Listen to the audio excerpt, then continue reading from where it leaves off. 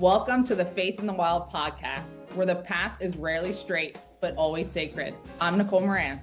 And I'm Angelica McCarthy. For 20 years, we've been walking this journey of life together, stumbling, rising, and discovering God's presence in unexpected places.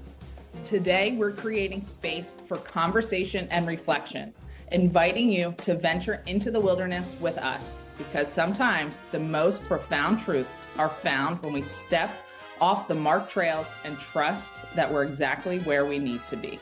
So take a deep breath, open your heart, and join us as we explore what it means to have faith in the wild.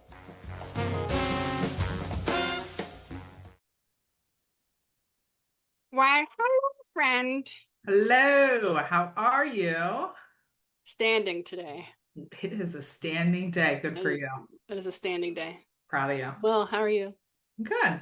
I'm good. Sitting, we're tilted back a little bit in the chair with a cup of coffee type of day today. Oh, I love that. Just basking in this beautiful sunlight coming through the window. Yeah, it's abundant here today too. Yeah, it's joking though. It's not actually warm out. It's not warm, no. But it is in here. Yes. Well, speaking of abundant things, our topic today is in our Faith Over Fear series is love over hopelessness. It is. What a great topic to really, I don't even know if we'll be able to dive deep, but there's a lot of thoughts. There's a lot of feelings and ideas and all of the above. So there are. I feel like this episode today, the word anchor keeps showing up when I think about it and reflecting back on the other episodes as well as part of this series. I feel like this to me anchors it. Yeah. That feels right to me, and that's Nicole's opinion of it. But that I just reviewing it, thinking about it, and spending time with it. I feel like that's where this lands. Do you know why it's the anchored? You feel like it's the anchored. I have a reason why. Tell me. Because 1 Corinthians 13:13. There are three things that will endure: faith, hope, and love. And the greatest of these is love. Done. It's a great episode. And we're done. And we're done. Good. And stop recording. Ooh, I love that. Read that again, please. 1 Corinthians 13:13. Okay. There are three things that will endure: faith, hope, and love. And the greatest of these is love. One of my favorite things of all time. And, oh yeah, it is on this arm. I've got faith, hope, and love tattooed on my forearm. It's like... It's that reminder. It's the truth. It is truth.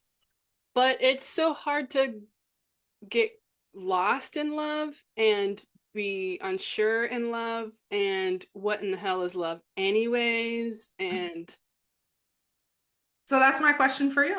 How do you define it? Let's start it out. How do I define it? Well, let's dive in. You know, we are of science majors, so we like to have our analytical definitions, our science research definitions, and then we like our, philosophical definitions. And my philosophical definition of love is just that understanding of who God is. And even when I think hard and try to find all the words that describe of who he is, in the end, you still don't know. It's just that internal coding of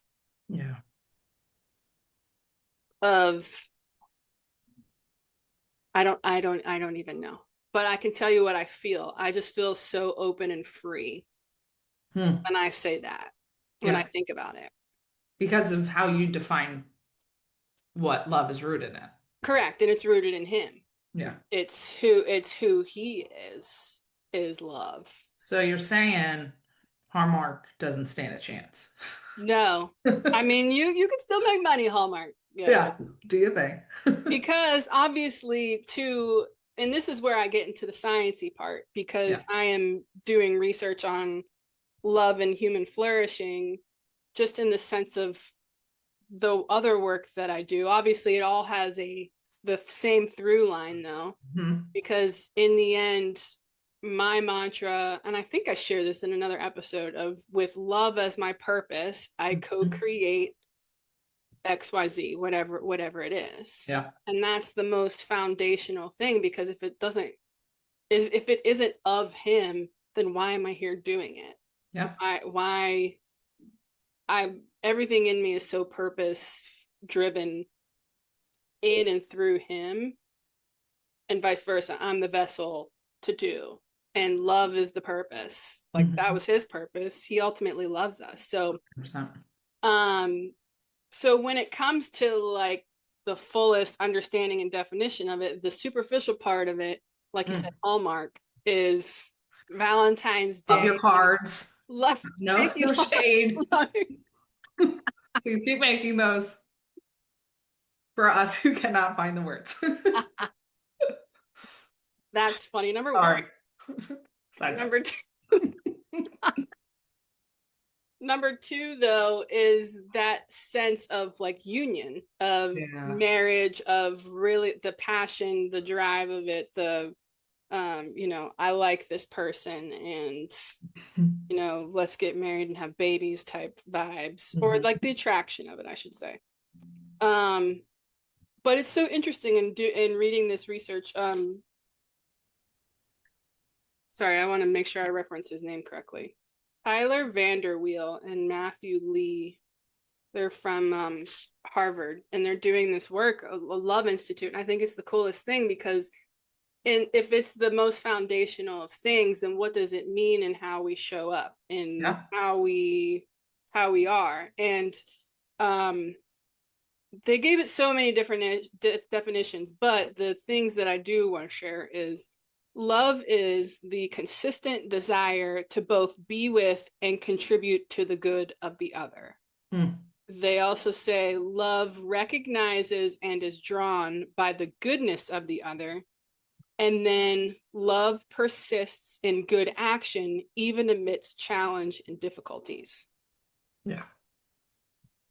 And then they break it down into a unitive versus a contributive. So the unitive is like self, like one union, versus contributive of others. So loving self and loving one another. That's it. And that's it. And to me, I mean, that goes, I mean, right back to the biblical truths, right? And it really is embedded in what he says, and his, God's love for us, and ultimately is very sacrificial in nature. And it's interesting. I love those be with, contribute to was what I kind of took away. So it's like that connection, that embodiment, that Nicole's version of this is you show up, right? Yeah. And I've had numerous conversations, and we might go down a rabbit hole here, but numerous conversations with people going through hard times or not sure what to say or this. And honestly, it's just showing up, being present, being with that unity of, I think is an act of love, and it's showing that. I think it's as simple as it can be, is just being you to whomever that person is that you may know or may not know. And I think that there's a lot of truth in that. And I love that contribute to, because I'm a very action forward person. I mean, that's the season of this podcast, is that call to action, faith in action. And I contribute to, and really that others focus mentality. They're doing some good work. It's deep, and it's so deep in the fact of like it affects well-being, which is true. It's it 100%. Yeah, you can give me all the research in the world, but I believe that wholeheartedly. And I think the biggest thing in understanding it is that it's not just love for the people that you like. It's literally love for the people that you dislike, the people that have absolutely harmed you. It is the stranger that you've never met walking down the street. It's your neighbor next door that has different beliefs than you. It is so fundamentally a virtue of who he is, of who Yeah. God is, that um we lose track of in this culture, in life, as Do humans. we? We lose track of so easily. And Mhm. so in doing all of this research and then understanding like how I want to impart it and how I'm supposed to, I should say, in tandem, I still attempt to listen. Sometimes I do get egoic of, okay, Lord, okay, we're going to do it like this, but no, it makes me curious of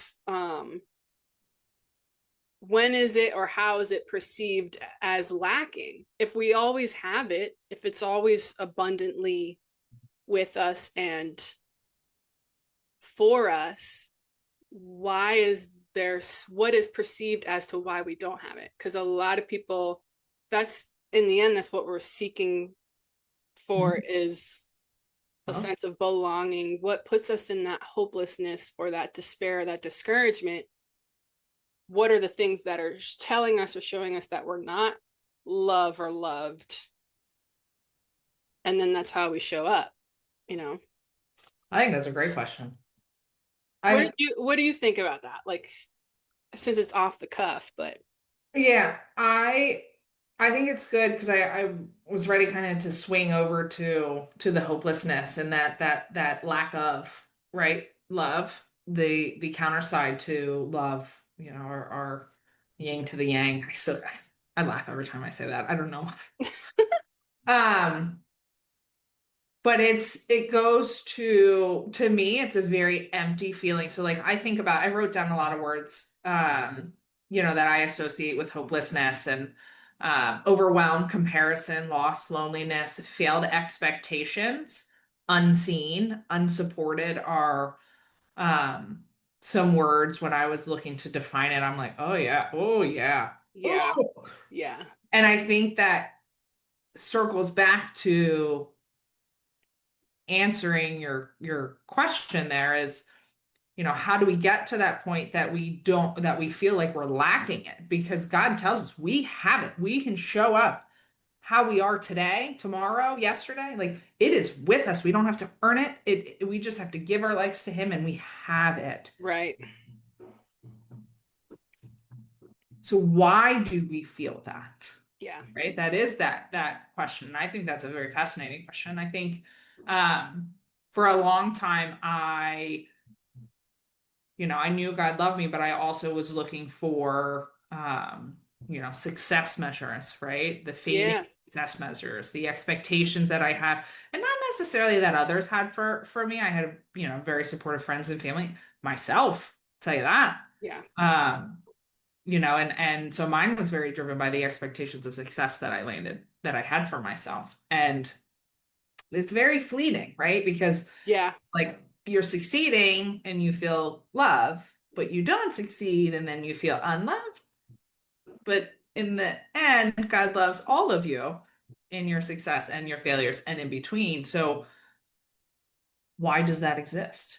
I think that's very culture. I think it's finding love is more of a feeling versus a deep rooted, um,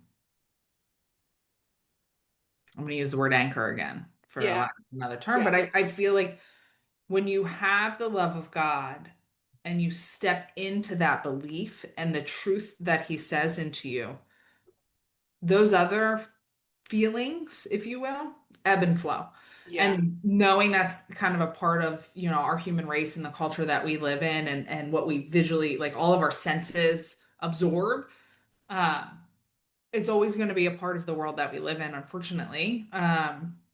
Because people I don't think out of ill will, I'm gonna, pause intent. And I think, we have really good marketing strategies for a lot of companies that say that we need their things. yeah, They do really good job. They do a great job. They spend a lot of time doing these things. But when you're rooted in and you're anchored into the one love, which is God's loves for us and who he says we are, um, it's never fading. It's always present. And so all those other words, it's like they're probably gonna come and go. They're gonna come and go. We're human, and you know, having gone through those times, I don't think either of us on this podcast are gonna ever say that we haven't gone through some of these words in our life. Um, I was just thinking about them like probably the other day. Like those words are so, yeah, but yeah, the thing that you said that really resonates true is the fact that they're fleeting. When you're anchored, mhm, they will come. They'll always come. But how much are you going to pay attention to them that you're to be stuck in that hopelessness and despair is just you're anchored down in another way that is not the good anchored way, not the best anchored way to be anchored, and yeah, expectations, that's so huge. That's yeah, so huge. There was a time though too, it's like one would think that they would love themselves. Like I'm not one to have negative self-talk, or if I do, it's for small things like, oh, I shouldn't have done that. Like, but it's there was a moment I would say where I had a realization of like, I don't think I love myself. And I mm, had to really dig into that. And it's also in knowing like, how does God see me? Like, what does it really mean for God to see me? Because for me to feel in a certain way, and this is kind of where it gets into like relational things or with yeah, work, like you want your work, you want your bosses to be the ones that say you're good enough to move up or to be promoted or do the next big thing. And when that doesn't happen, then how do you show up in that? You get mad at the bosses, or you want your partner to read your mind because you think that's what it's supposed to be. They're supposed to know that I'm feeling like this or whatever it may be. And then when they don't see it, or they're going through their own essence of what's going on in their mind, to not even come close to paying attention to you, then, oh, my partner doesn't see me or doesn't understand me. So why am I putting it on everybody else? It's like, oh, well, wait, what do I know and love of myself then? right. And then there was that realization of like, oh, I don't love myself. And love doesn't have to be like skipping around. It's just Yeah. like, it's that deeper understanding of who I am. Mhm. And whether those attributes are things that are weaknesses that I don't enjoy falling into that habit. That's not of me. But Mhm. still, then what grace can I give myself? Because God gave me grace, Yeah. forgave my sins from the jump. So why Yeah. am I? Who am I to do that to myself? Because He's not. Yeah. Yeah. I mean, I keep the word sacrifice is just, it's unfleeting in the moment of talking about love because, I bet you there's, myself included in this, what you just talked about, like that defining self-love and what does that truly look like? And, um, giving out too much weight to things around you, things that ebb Yeah. and flow with, the cultural shifts of society. And it's so hard to root love in that. And Yeah. we're told to, but then it does lead you down those paths to those words like, overwhelmed or loneliness or the comparison or unseen, I think is a very big one. And then Yeah. then society's like, well, you got it, you can do it by yourself. You don't need anybody else, right? Like, success will define you. Just keep working, pull up your bootstraps. This and it's like, Right. oh, whoa, but how do you get out of that cycle? So doing that self-reflection, which is deep. It's like years deep. Yeah. Like doing that self-reflection, how do you now when, those words come, life happens, Yeah. culture pushes, Yeah. um, you know, been through a lot this year, you guys, how do you stay anchored Yeah. in that self-love when up I'm just thinking of like a sailboat, right? And shout out, I have Newport sitting right here, right next to me here, the coaster. One of How the favorite places. Love it. right? Like how do you stay anchored in that when that wind is blowing? Yeah. How do you do that? Well, the question of how in this context, Oh. it is not one size fits all. It is not you have to do A, B, C, D through Z and then you're cool. It is tattoo it on our face. It's a practice. It is an everyday surrender, because even just a couple days ago, I probably had a moment where the water was rocky and I was anchored. I do know those moments where I haven't been anchored, and it just tosses you and it throws, and you forget. You can easily forget. And so the beauty of embodying the knowing of it's a practice. It's, you know what, I get the opportunity to show up today, at least start the day as how I intend to, with the reminder and the remembering that he's with me, he's got me, and we'll see how the day goes. And if I need to remind myself again, or just it's more ingrained now, I would say. And it's because it has been the work that has been done and the reflection, and it's just all a part of it, and it's in releasing it just as much as, okay, how am I going to choose to show up? What action am I going to take to be better? And ultimately, the ultimate goal is for me to be a better person, for me to be my best, most full potential of self. It's a deeper relationship with him first. That was my only answer. And it wasn't a brain answer. It was just like I could just feel it across my whole body of, this is like in internal out, not out external in. So I know that answer may not be good for some people, and not sorry, because that's just what the process has been. This has been years. And it's not to say I'm not tired, because homegirl is tired, but also too, in those tired moments, that's when I go even deeper and even more anchored, because I know that the being of me with love as the purpose, it's a bigger thing than I can even imagine. So I gotta keep going deeper to grow higher.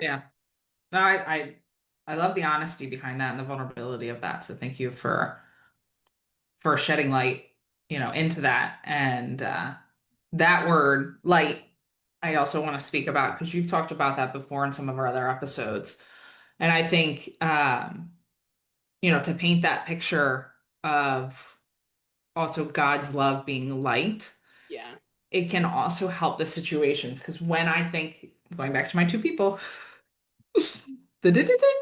um, when I also think of love, and especially God's love that he has for us, and it's depicted many times throughout scripture as light, his light for us. And when I think of the counter for today, we're talking about hopelessness or despair, or, the other words associated with this. You think of darkness, and, I painted a picture of a storm, right? Like, you think of this, rumble, if you will, right, of darkness coming, and the absence of light. And it's just very interesting, like, hearing you talk. What I had pictured was, you're in this room of all the words that I used before, right? And you have the cultural fadings of the expectations that you have on your life, and that deep root that I saw in you was literally a flickering light that lives right here, right? It lives in you and it shines through you, because that's that anchor. That it might not be the biggest flame that day. No. It might not be, but you know what? It still exists. And at the end of the day, you were so thankful that you were able to shine that light on somebody else, right? That contribute to, or that be with, whether that's self-love or your partner or whoever else, that those loved ones you were able to touch that day. And sometimes if we don't see the light always, right? If we're in a situation or a season where we're not seeing that light, maybe it's because we are that light during that season. And so when we're going through these moments or we're having these times of, a culture saying, but I'm really trying to root myself. How do I stay anchored? But the anchor keeps lifting, right? It keeps lifting on me. This boat is rocking. How do you continue to build that and support yourself? And just remember, it's not always looking for the light. You know that he's with you. It's embedding yourself with that. And sometimes the light can be bigger than other times, depending on what we are going through in the culture and what they say, what the culture has around us. We are human. But remembering that the light exists and the light is deep in us in any of those situations. So I saw that picture as you were talking, and I wanted to bring that back up because I know that you've mentioned the salt and the light before in our podcast, and I felt like it was relevant in talking about the love versus the hopelessness. Yeah. Thank you So for that yeah. reflection. And what you just said is so key of we are the light. It may be dimmer, but it's never gone. The pilot light doesn't go out.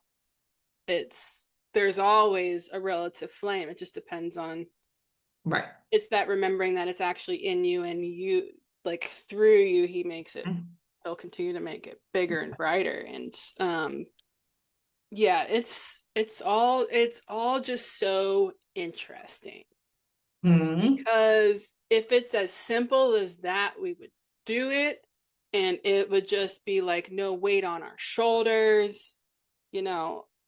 It's like, can't we all Right. just like, can it just be that easy? Kumbaya.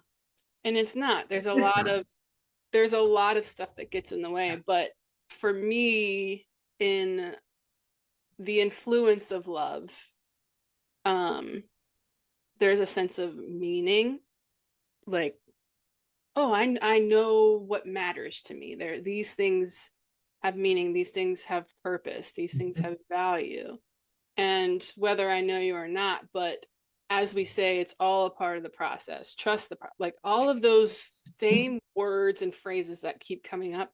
That's when it's so anchored in that sense of love. Yeah. Then okay, let's ride the wave. And Mhm. the discontent or the things that aren't working don't rock as hard. Right.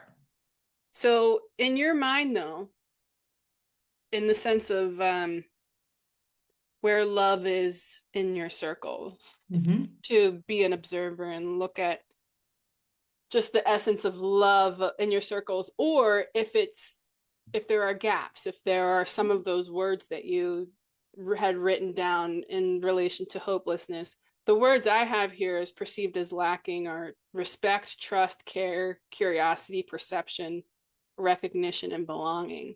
Mm. um how do you see restoration in it? Or not to say that you see the discontent in your circles or your communities or things like that, but I know I see it in my own internal space. That's just the way it is. That's what part of the world. um what does restoration look like, feel like in that? The big I, question. I came out of left field with it. it's okay. I'm glad you did. Always like your challenging questions that I've never heard before on a podcast. It's great. The first thing that came to my mind was spending some time in that solitude that we talked about in a previous episode, Yes. getting closer to God, because I feel when I get pulled into um, a season that isn't as love focused as others. Um, that is one thing that I notice within myself. I pull away. So, we talked about isolation in a previous episode. So I know I have to try even harder to go closer to God and spending that solitude time with Him to stay close, because I know that anchors me. And that's, the first thing that I have to be able, and we've talked about this before, is to be able to maintain my cup being full, to Yes. overflow that to others. It's really, really important. And I notice when that's not the case, my light doesn't shine quite as bright. And so taking that and not just noticing it, but then acting on it, um, is very important, because it's easy to, for myself, is to hit the snooze, right? Like we've Yeah. also talked about that in other episodes. I am a snooze button hitter. Hi, my name is Nicole, and I hit the snooze button.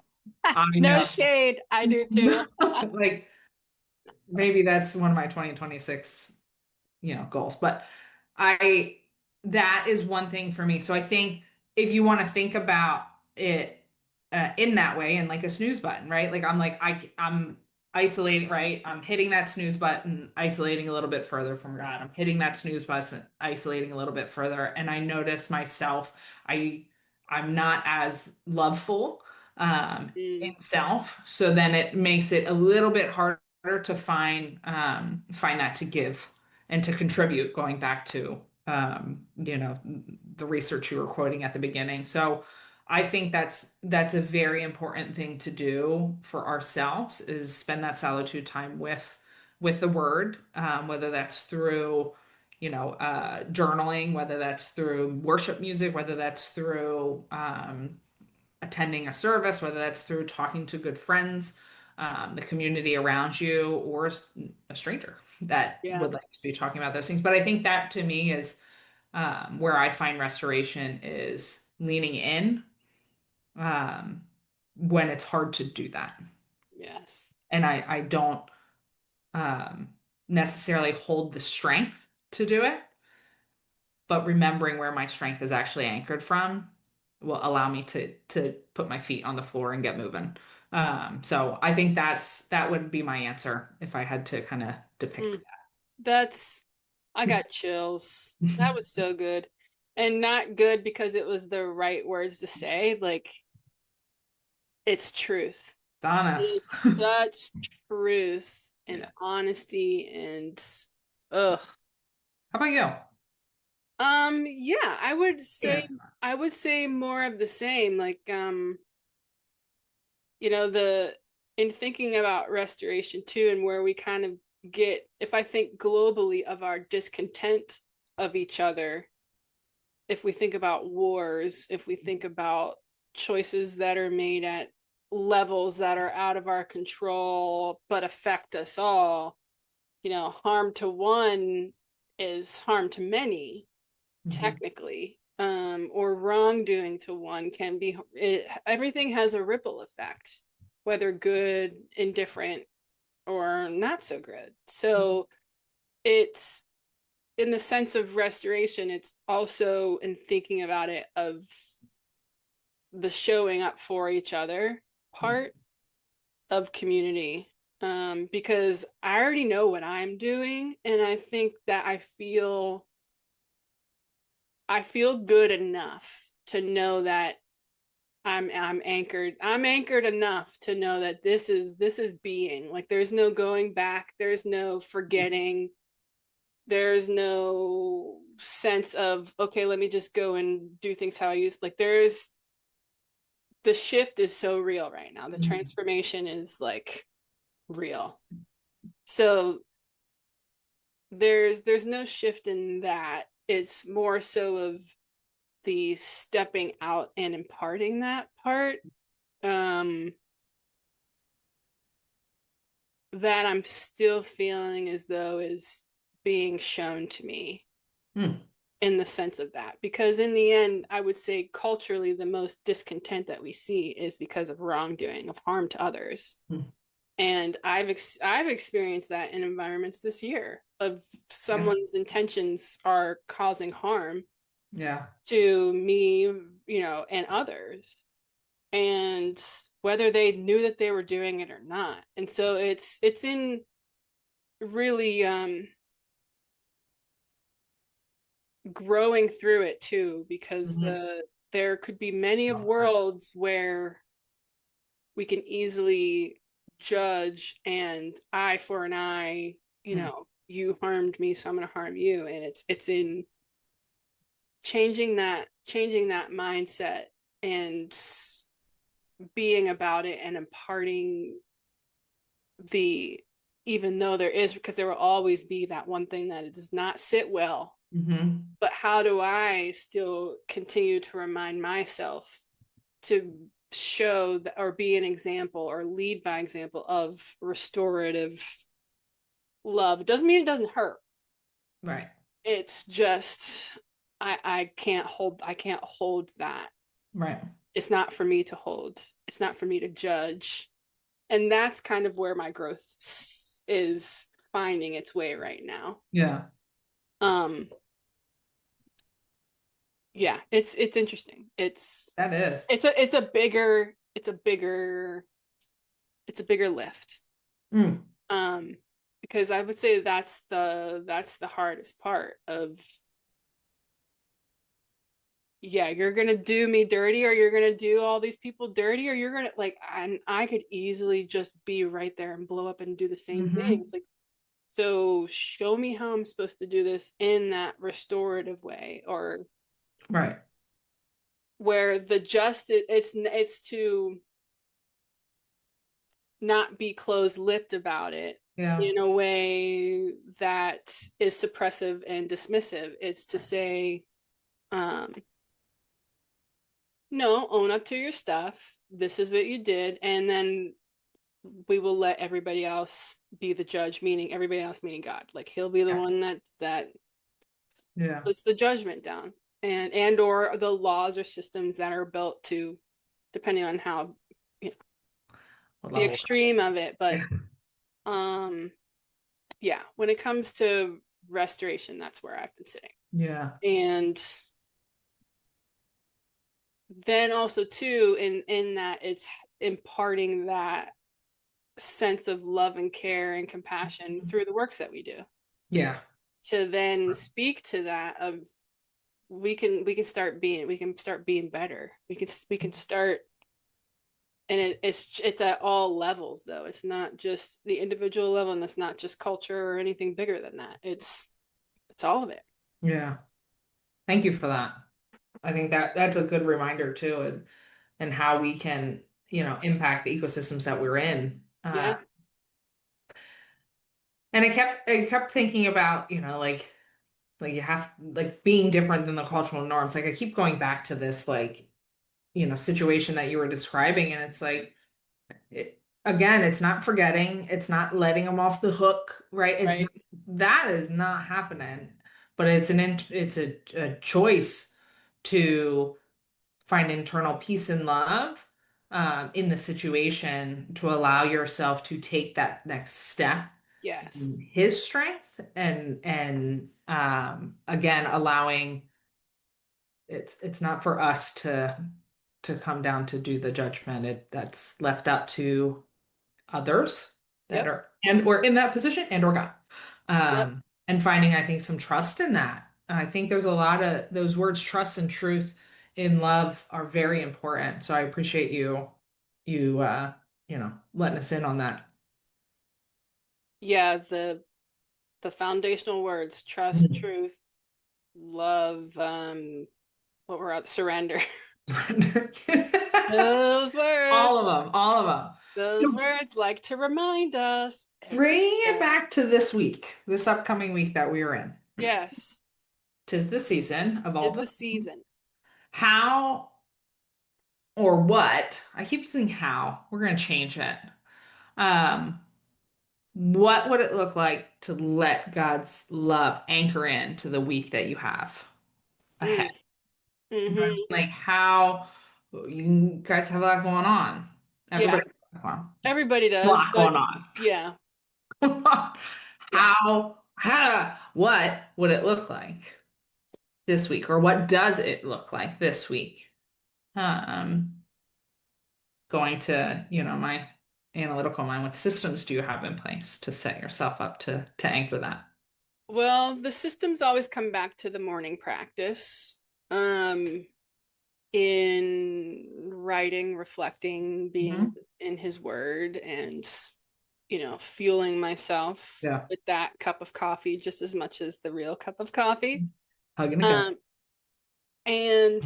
I have this quote by Andrew Carnegie on my post-it right here. Oh, yes. And for some reason, when you asked that question, it made me go here. Um, the quote is, if you want to be happy, set a goal that commands your thoughts, liberates your energy, and inspires your hope.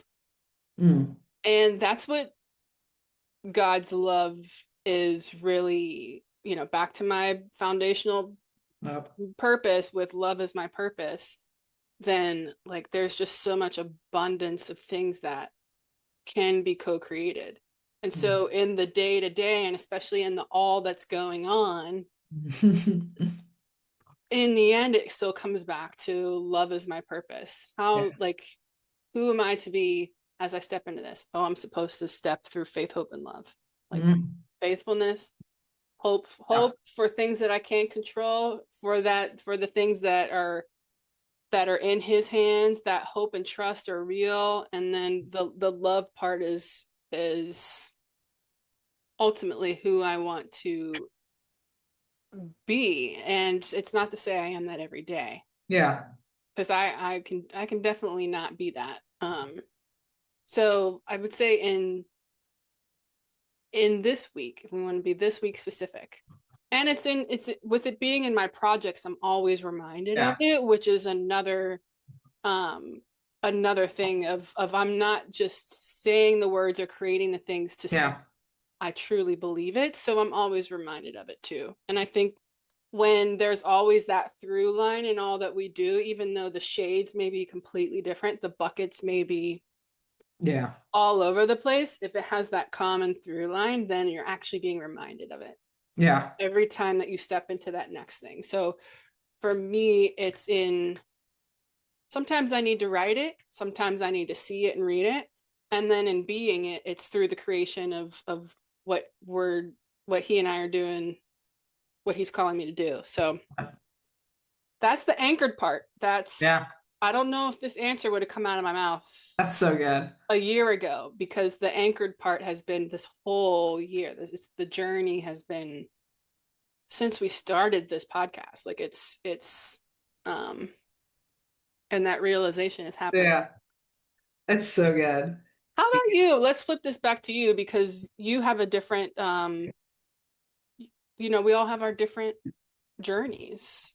Do you have? Yeah, a little bit different over here, and our and what's so cool is being able to go through these seasons, one with one of my dearest friends, and then also, through these reflections and the studies, that we're all doing. So I really appreciate the time. And the one thing that I was reflecting on and kind of closing out this episode for us is I kept looking at a line that came up. It's hopelessness isn't a verdict, it's an invitation. And so for me, the season kind of took a hard left that I wasn't expecting, which life, we can Right. that definition. And I think it's really him showing to me to not rely on my own strength, but remember to rely on his. And I've talked about before, and I know we keep making mention of these things that we've talked about before, but about control, and that's something that I tend to lean on, especially during uncertain times or seasons or what have you. Um, to hold things close and to be locked in, and I know that he is opening and softening my heart to continue to open my hands and trust in his love, and that it's I don't know, never I don't even know how else to say it. Like, it's never ending. It's just there. It's Yeah. so abundant, to go back to that word, and remembering that in times where you don't feel like it, that's a feeling. That's a wavering feeling. The truth is the facts that it is. His strength is always there. His love is always there. It never runs dry. You don't have to create your own, right? You don't have to create your own scenarios. You don't have to pretend to be strong. You don't have to like make up these scenarios. Like, it is, period. Period. It Don't is, question it. period. You don't have to question it. You don't have to change. You show up messy in it. You show up in whatever stage you are in and through that season. And and you give it to him. He's there. I got you. It's fine. I got you. And that's the love. That's, you don't have to put it all together, get it all right, or not even know what your feelings may be in that. You just, feel unseen or feel, lonely or whatever that is for you. And I think reminding yourself that you don't have to be in control, you don't have to put hope, you don't have to put a face on. Yeah. Um, it's okay. And so remembering and reminding ourselves that I'm anchored in that type of love comes back to that peace and that strength that I know I can take that next step forward because I'm guided by a light that will never go out. And it is far stronger than I will ever be, and having confidence in that truth. And so um for that gives me hope. And um through the journey and everything that we have, that it's that's the strength, right? We going back to the athletic mentality, it's like, all right, we put the work in, we work hard, let's put your head down, this and that. That's my head is going directly to him. My mind and my time is going directly to him. And that's where I'm going to put my head down in during these times that I don't have the strength to do it. And remembering that's where my love is from. Mm, you are preaching over there. You are preaching. It this makes me think of your kids because they're Oh younger. yeah. Their sense of understanding, and I'm putting that in air quotes, Yeah. of what that is. Mav may know. Young Mhm. kids are smart nowadays. Like Yeah. they know how to, drive a car at this time. But it makes me curious of, like, I know it is a leading by example is my brain answer, but how does showing up like that for your kids, like what does that look like? What does that, yeah. What is it? Tell you a secret. Practice. Thanks. You're welcome.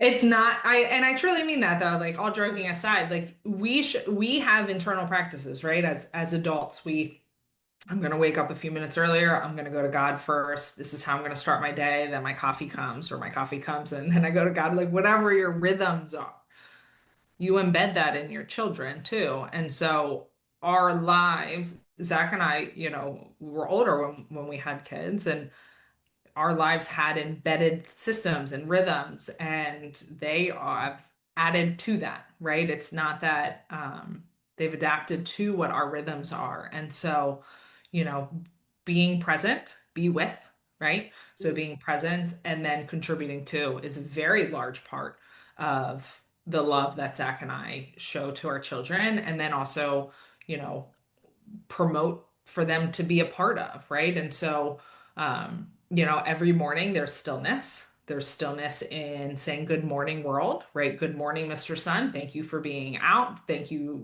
saying hi to our neighbors, right? That idea of others focused mentality. Yeah. Um, that's part of our daily practice. We pray over our meals. We reflect on our days where we thank God for where he showed up, or what do we want to thank Jesus for. Now, it might be very much focused on firefighters, ambulance, police officers, police motorcycles, helicopters, and all the things involved in rescue everything, to the point that my son says, when I ask him what does he want to be when he grows up, he's like, "I want to help people. Mm. I want to help people." You can say that that's part of, them seeing what my husband and I do. I don't know. Kids are the closest to God, right? The way Yeah. of their lives. But I think that's a practice. And then we read the Bible every day. We have a kid's Bible. It does not have a cover on it anymore. That thing has been through it. Um, you know, Years in it. every day, we read stories and bring them back to the truth. And we also have community around us. And so all the things that we talk about as adults that embody, our practice, right? Being with it, seeing with it, living it, we also embed that on our children because, it's not just something that I practice or my husband practices or you practice. Like it's something that we want to show others, and those others in my tighter ecosystem are my children. And so they're a part of giving, right? Yeah. Especially during this season. Our hands are open. They're going and giving their toys and donating things and serving with beside us when we go serve our community or at church or what have it. They're a part of it. And so I think that's a big thing to start early is because Yeah. our lives haven't yeah, our lives shifted a lot. Don't get me wrong. But what we're anchored in, they just became a part of. And so my husband and I decided very early on, earlier than we got married, is these are practices within our lives that we will want to ingrain in us. And sometimes he has to say, okay, we're going to say a prayer, because sometimes I'm like, I just don't know what to say, Yeah. or vice versa. And that's where that companion and partnership and community comes from. Um, so yeah, to answer that question. Mm, yes. And keep impart like when you impart that in your youngest kids, you're imparting that in everything, you know. Mhm. Yeah. It's and vice versa. Like Yeah. we all do it, and that's the power of love what love gives Right. and how that ripple effect is very real. I was But I was just gonna just say that. curious because the kids are It's that's the most important. That's a sponge of yeah. But understanding, you know. when you embody it, right? What you were talking about, like you embody that, you are grounded in that, you're anchored in that. It will overflow to them. Yeah.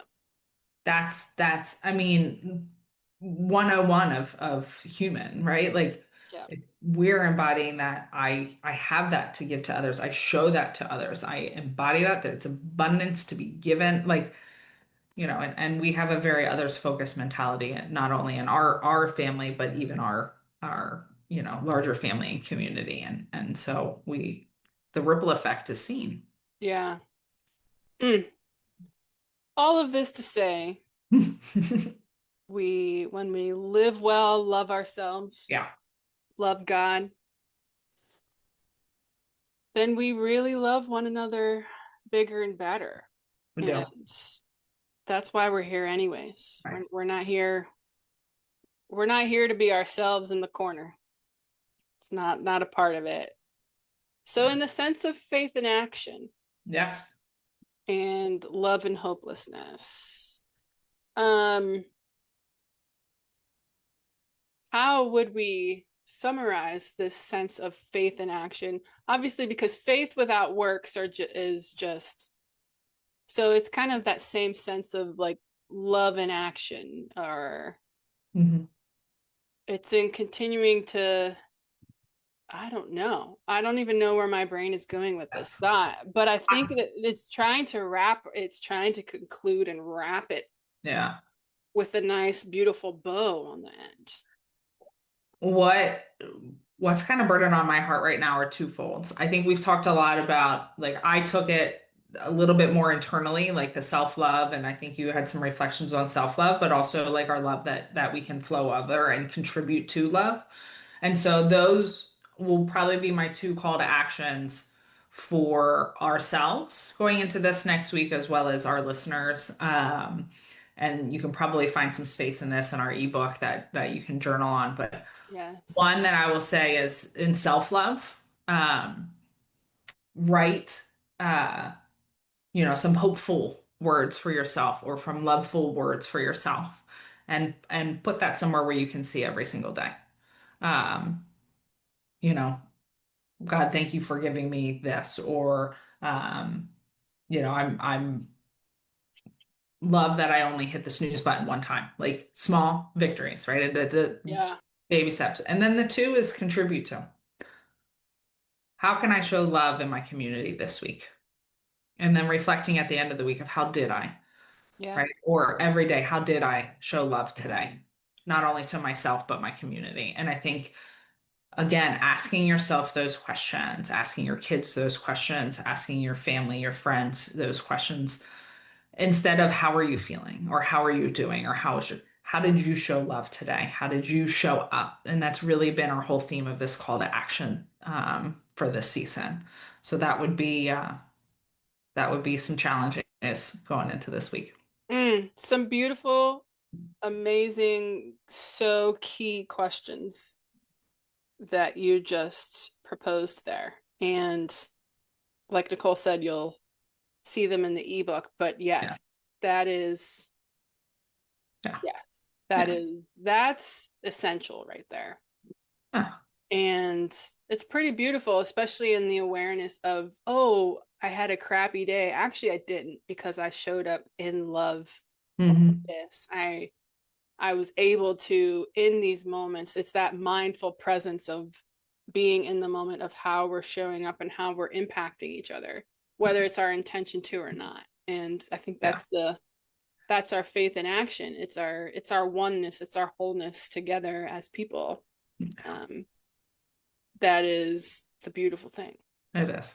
And thank you so much for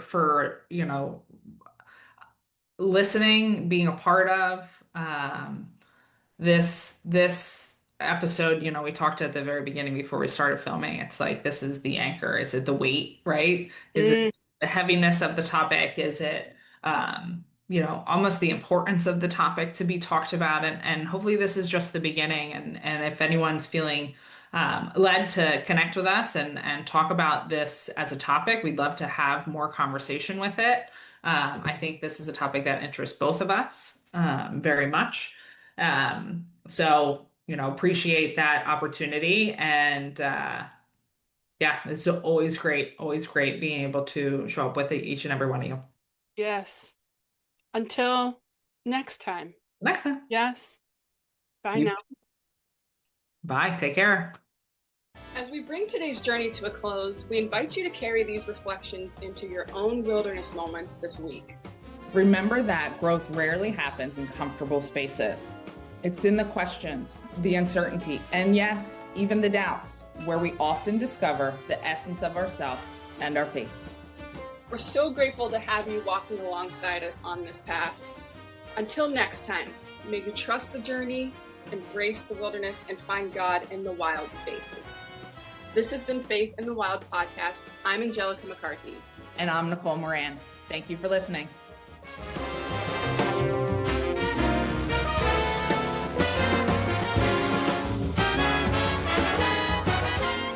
High five. High five. Love your life.